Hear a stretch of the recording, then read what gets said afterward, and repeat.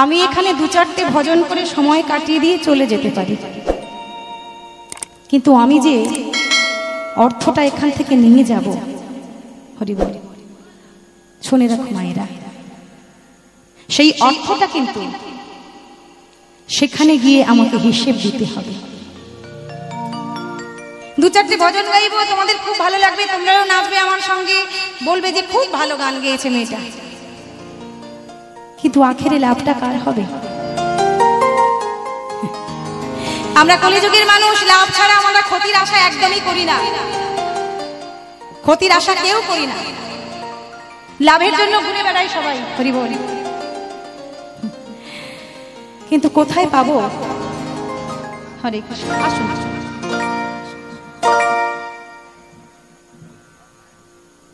নমস্কার। হরে কৃষ্ণ, হরে কৃষ্ণ, হরে কৃষ্ণ। দিদির গানে সন্তুষ্ট হইয়া বিজয় দাস 10 টাকা উপহার, 50 টাকা উপহার করলেন, আর তার সাথে 10 টাকা উপহার দিলেন।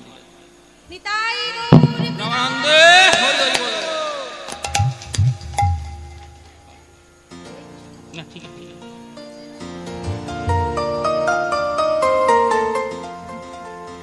মাগো এখানে যত লাফালাফি করি না কেন, যত ঝাঁপাঝাপি করি না কেন, উত্তর দিতে হবে সেখানে গিয়ে, হরি বল, জানি তাই।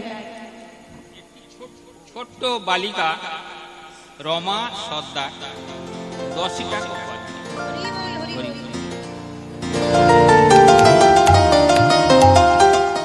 ওই জন্য কথায় আছে না, সময় গেলে সাধন হবে না, সময় গেলে সাধন হবে না। সময় কিন্তু প্রতিনিয়ত আমাদের চলে যাচ্ছে, সময় চলিয়া যায় নদীর স্রোতের প্রায়, যেজন না বোঝে তারে ধীর শতধীর, বলিছে সোনার ঘড়ি tick tick tick tick tick tick tick tick. সময় হারায় হারালে হবে না, যে বুদ্ধিমান, যে চতুর ভক্ত, সে সময়কে কাজে লাগিয়ে নেয়, হরি বল। আজকের এই মহতী বৃন্দাবনে শ্রীরামচন্দ্রের সেই ত্রেতা যুগের কাহিনী আমরা শুনব। কে ছিল এই সুদামা?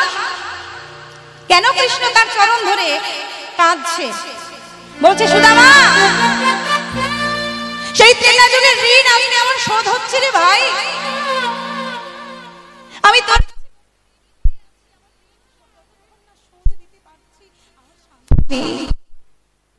ভক্তমন্ডলী মায়েরা ভগবান ঋণ শোধ করবে বলে পাগল, আর আমরা ঋণ দেব না বলে গা ঢাকা দিই, হরি বল। পিতা মারা যাওয়ার পরে ভরত ছুটতে ছুটতে এসে দাঁড়ালো মায়ের কাছে। মা,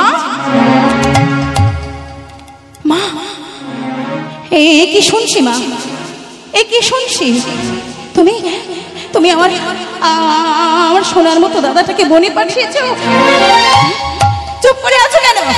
উত্তর দাও, তুমি আমার সোনার মতো দাদাটাকে বনে পাঠিয়েছো তোমার জন্য? হ্যাঁ মা, তোমার জন্য আমার আমার পিতাটা মারা গেছে। কি সুখের আশায়, কি লোভের আশায় তুমি এমন দুষ্কর্ম করলে মা? চুপ করে আছো কেন? উত্তর দাও, বলো, চুপ করে থেকো না। পিশাচিনী, উত্তর দাও। আমাকে রাজা করবে বলে, আমাকে আমাকে সিংহাসনে বসাবে বলে তুমি আমার সোনার মতো দাদাটাকে বনে পাঠাতে পারলে? দেব না মা, তোমার সে স্বপ্ন আমি পূর্ণ হতে দেব না, দেব না মা। আমার সোনার মতো দাদাকে তুমি বনে পাঠিয়েছো, আমাকে সিংহাসনে বসানোর লোভে তোমার জন্য আমার পিতা মারা গেছে। শুনে রাখো, যতক্ষণ না আমি আমার প্রভু রামচন্দ্রকে এই সিংহাসনে এনে বসাতে পারছি, ততক্ষণ পর্যন্ত আমার শান্তি নেই। আর একটা কথা বলে রাখি, শুনে রাখো, আজ থেকে তোমার এই ঘরের মধ্যে আমি ঢুকবো না। আজ থেকে 14টা বছর আমি তোমায় মা নয়, আমি তোমায় রাক্ষসী বলবো, রাক্ষসী।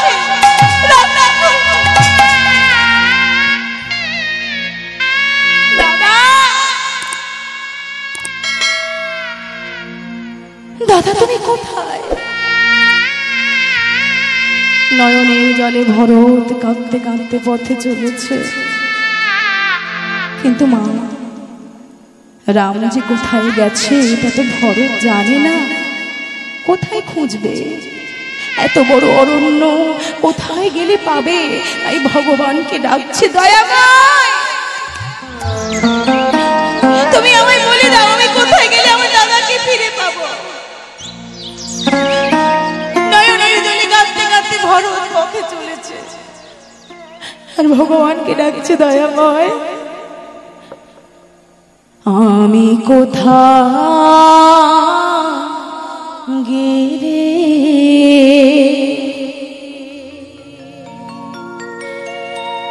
পাবো দেখা?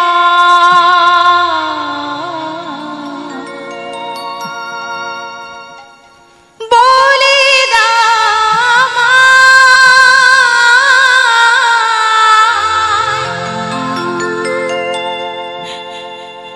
ও হে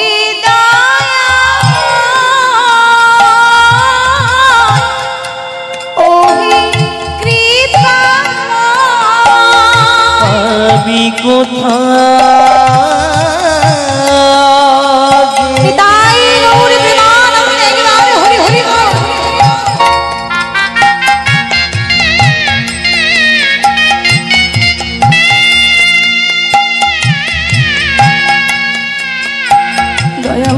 আমি কোথায় গেলে কোথায় পাবো তাকে? পাবো দেখা? তোমরা বলতে পারো আমার দাদা বলে দাও আমায়,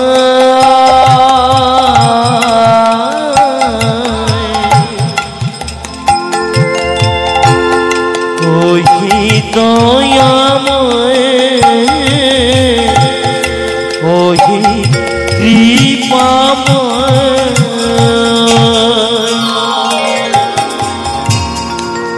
প্রেম জলে ডাকলে নাকি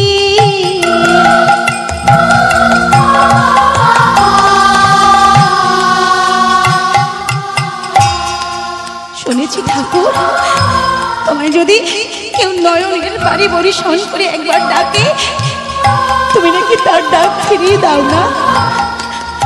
দয়াময় প্রেম জলে ডাকলে নাকি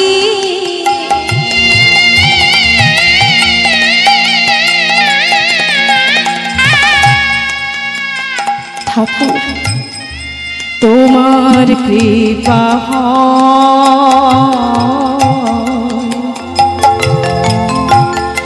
ওহে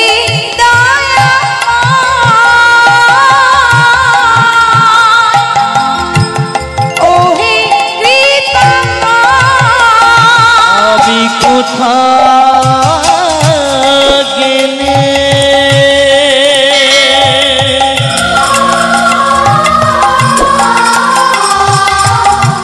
বলতে পারো আমার পাবো দেখা?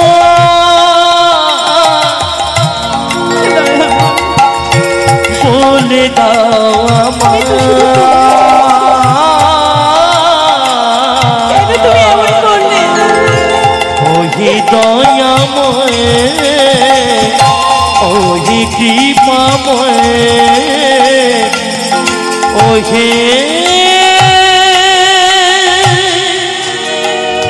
দয়া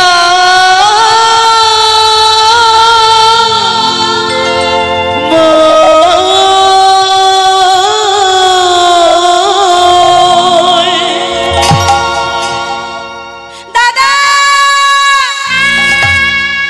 ছুটতে ছুটতে ভারত শ্রীরামচন্দ্রের চরণের তলায় আছাড় খেয়ে পড়লো। দাদা দাদা কত খুঁজেছি তোমায়, কত খুঁজেছি তোমায়, আমি পাইনি, আমি পাইনি, আজ আজ আমার ডাক ভগবান শুনেছে। ও দাদা দাদা ফিরে চলো, ফিরে চলো, আমি তোমায় নিয়ে যেতে এসেছি, তুমি ফিরে চলো। ভরত, আমার গর্ব হচ্ছে ভরত, আমার গর্বে বুকটা ভরে যাচ্ছে ভরত। কারণ তোর মতো যদি অন্য কেউ থাকতো, তোর জায়গায় যদি অন্য কোনো ভাই হতো, তারা সম্পত্তি পাবার লোভে পাগল হয়ে যেত। আর তুই তুই কি করলি ভরত? সম্পত্তি পেয়েও তা আমার চরণে ফিরিয়ে দিতে এলি। এই ঋণ আমি কেমন করে শোধ করবো রে ভাই?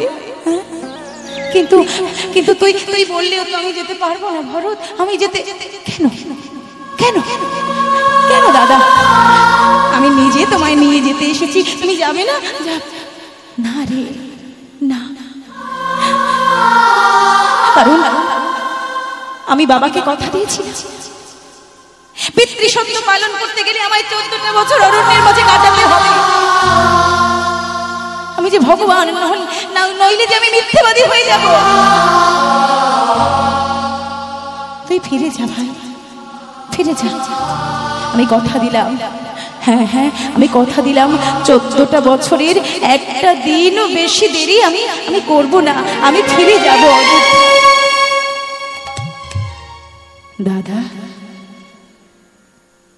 স্বপ্ন দেখাতে সবাই পারে, কিন্তু স্বপ্ন পূর্ণ করতে কজন পারে?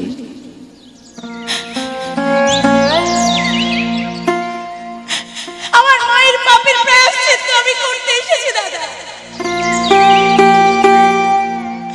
বলো, তুমি আমায় মিথ্যা স্বপ্ন দেখাচ্ছ না? তুমি ফিরে যাবে বলো।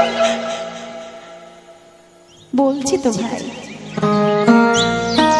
14 বছরের একটা দিনও বেশি দেরি হবে না রে, কথা দিলাম। তোর স্বপ্ন, তোর আশা আমি পূর্ণ করব। তাহলে দাদা, এই 14টা বছর আমি কি করে থাকবো তোমাকে ছেড়ে? আমার জানকী মাকে ছেড়ে আমি কি দেবে দাদা? তোমার কাছে আমি যেটা চাইবো তুমি দেবে দাদা? কি চাস ভাই? ওই যে তোমার শ্রীচরণ যুগলে যে পাদুকা দুটি তুমি পরে রয়েছ, দেবে দাদা? ওই পাদুকা দুটি তুমি আমার দেবে দাদা?